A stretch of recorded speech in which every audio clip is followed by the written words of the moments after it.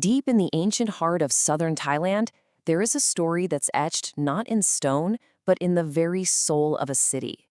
It's a chronicle of a voice that seemed to echo from the heavens, of miracles that challenge our sense of reason, and of a sacred faith that has literally shaped the destiny of a people.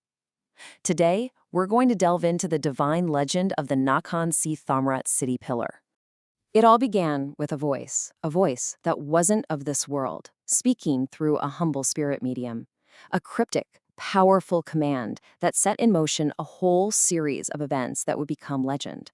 This single, mysterious sentence was the sacred seed from which a monumental pillar of faith would rise to touch the heavens.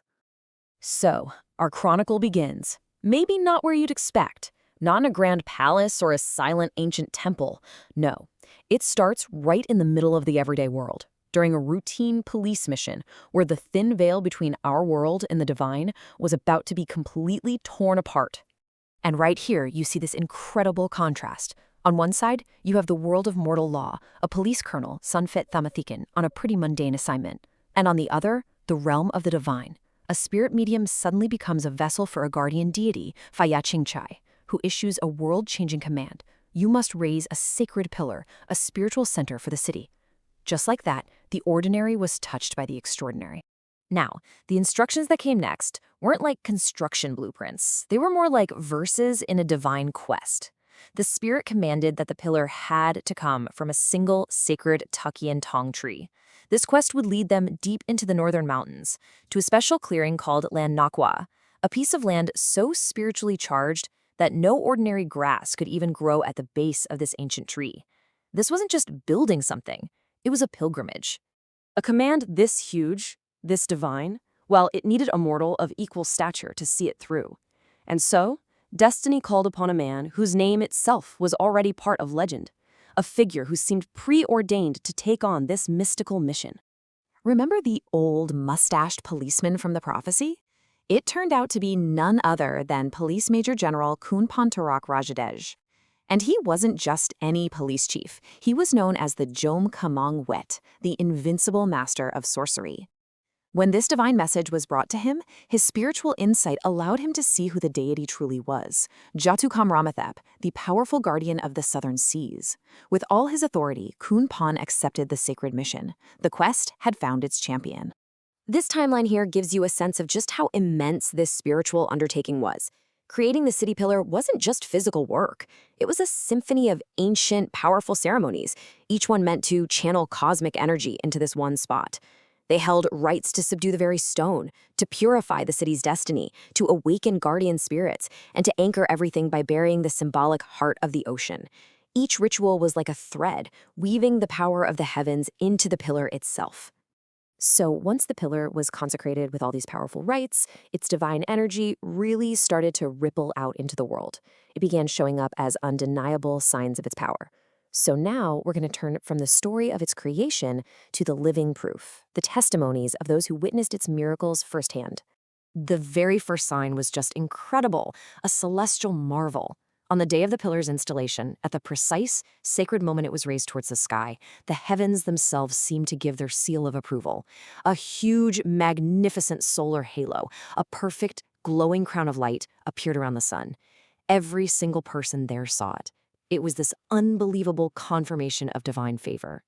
And the pillar's influence wasn't just seen in the sky, it was felt in the highest levels of power. Sampan Thong Samak, a seasoned politician, was facing a tough election. He went to the shrine and consulted the spirit, who told him he would draw the numbers 1, 2, and 3. The very next day, defying all odds, that's the exact sequence he drew. He secured his victory. For many, this was proof that the pillar's power could actually guide the destiny of the nation. The pillar's fame even went international, reaching the top levels of business and sport. A famous Thai tycoon who owns a Premier League football club credited his team's legendary, almost impossible championship win to a single Jatukamramatep amulet from the shrine. He truly believed this sacred object, thousands of miles from its home, channeled a miracle that turned his team into champions. But the pillar's grace wasn't just for the rich and powerful. For everyday people, like this farmer, Bonimus Rathong Hao, it was a shield against nature itself. When the devastating tropical storm Pabuk was bearing down on his home, he offered a simple prayer for protection. And while the storm did hit, his home was somehow spared the worst of it. For him, that wasn't just luck. It was sacred protection. All of these miracles, the huge public ones and the small personal ones, they've all woven the legend of this shrine into the living fabric of the community. So now let's take a look at how this incredible origin story has grown into an enduring legacy of faith that continues to shape lives even today. So, what do people ask for when they stand before this sacred pillar? Well, their prayers are for the big things, the foundations of human life, for good health, for a stable career and finances, for protection from danger, and for the strength to get through life's biggest crises.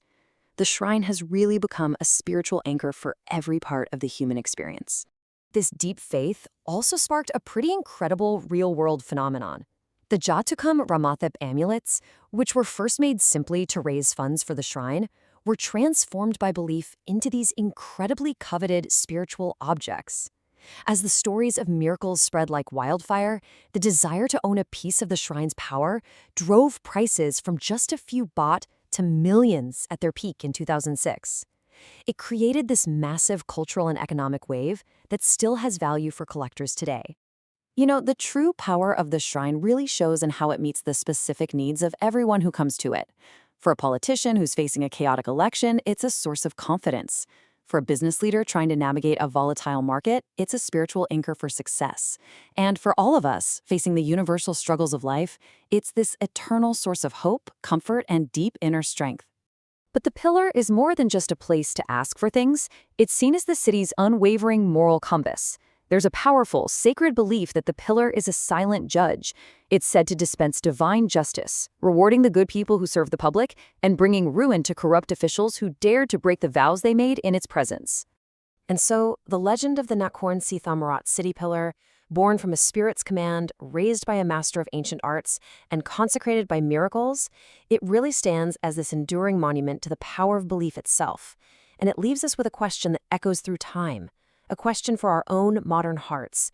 In an age so often guided by cold, hard reason, where does the profound and undeniable power of faith truly find its home?